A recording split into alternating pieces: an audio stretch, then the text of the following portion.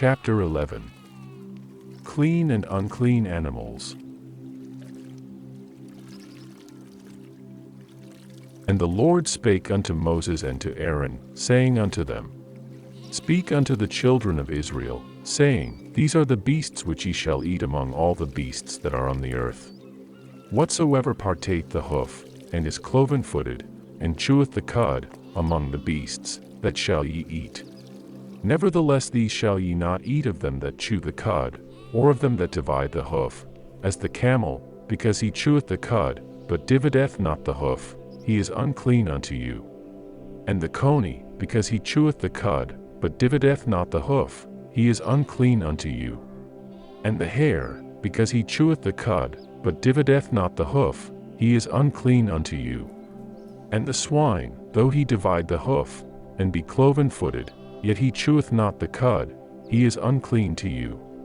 Of their flesh shall ye not eat, and their carcass shall ye not touch, they are unclean to you. These shall ye eat of all that are in the waters, whatsoever hath fins and scales in the waters, in the seas, and in the rivers, them shall ye eat.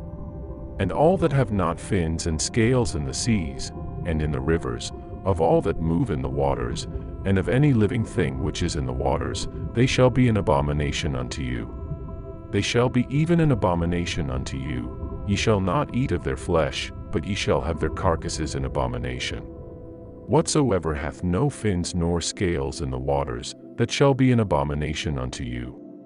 And these are they which ye shall have an abomination among the fowls, they shall not be eaten, they are an abomination, the eagle, and the ossifrage, and the osprey, and the vulture, and the kite after his kind, every raven after his kind, and the owl, and the night hawk, and the cuckoo, and the hawk after his kind, and the little owl, and the cormorant, and the great owl, and the swan, and the pelican, and the gier eagle, and the stork, the heron after her kind, and the lapwing, and the bat. All fowls that creep, going upon all four, shall be an abomination unto you. Yet these may ye eat of every flying creeping thing that goeth upon all four, which have legs above their feet, to leap withal upon the earth. Even these of them ye may eat, the locust after his kind, and the bald locust after his kind, and the beetle after his kind, and the grasshopper after his kind. But all other flying creeping things, which have 4 feet, shall be an abomination unto you. And for these ye shall be unclean, whosoever toucheth the carcass of them shall be unclean until the even. And whosoever beareth aught of the carcass of them shall wash his clothes, and be unclean until the even. The carcasses of every beast which divideth the hoof, and is not cloven-footed, nor cheweth the cud, are unclean unto you, every one that toucheth them shall be unclean. And whatsoever goeth upon his paws, among all manner of beasts that go on all four, those are unclean unto you, whoso toucheth their carcass shall be unclean until the even.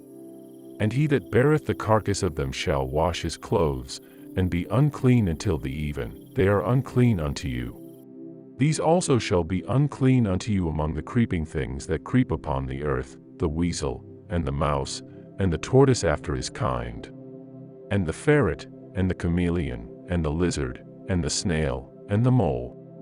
These are unclean to you among all that creep. Whosoever doth touch them, when they be dead, shall be unclean until the even. And upon whatsoever any of them, when they are dead, doth fall, it shall be unclean, whether it be any vessel of wood, or raiment, or skin, or sack, whatsoever vessel it be, wherein any work is done, it must be put into water, and it shall be unclean until the even, so it shall be cleansed.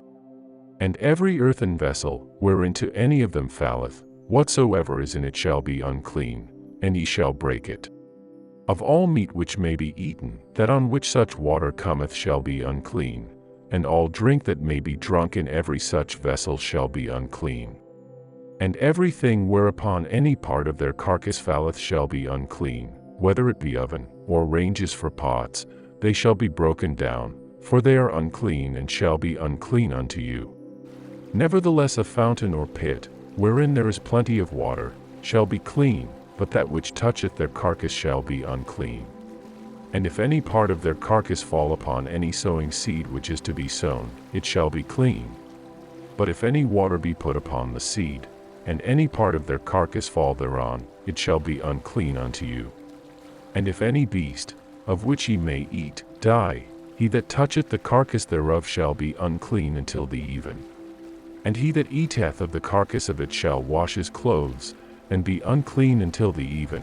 He also that beareth the carcass of it shall wash his clothes, and be unclean until the even. And every creeping thing that creepeth upon the earth shall be an abomination, it shall not be eaten. Whatsoever goeth upon the belly, and whatsoever goeth upon all four, or whatsoever hath more feet among all creeping things that creep upon the earth, them ye shall not eat, for they are an abomination. Ye shall not make yourselves abominable with any creeping thing that creepeth, nor shall ye make yourselves unclean with them, that ye should be defiled thereby.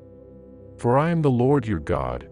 Ye shall therefore sanctify yourselves, and ye shall be holy, for I am holy. Neither shall ye defile yourselves with any manner of creeping thing that creepeth upon the earth.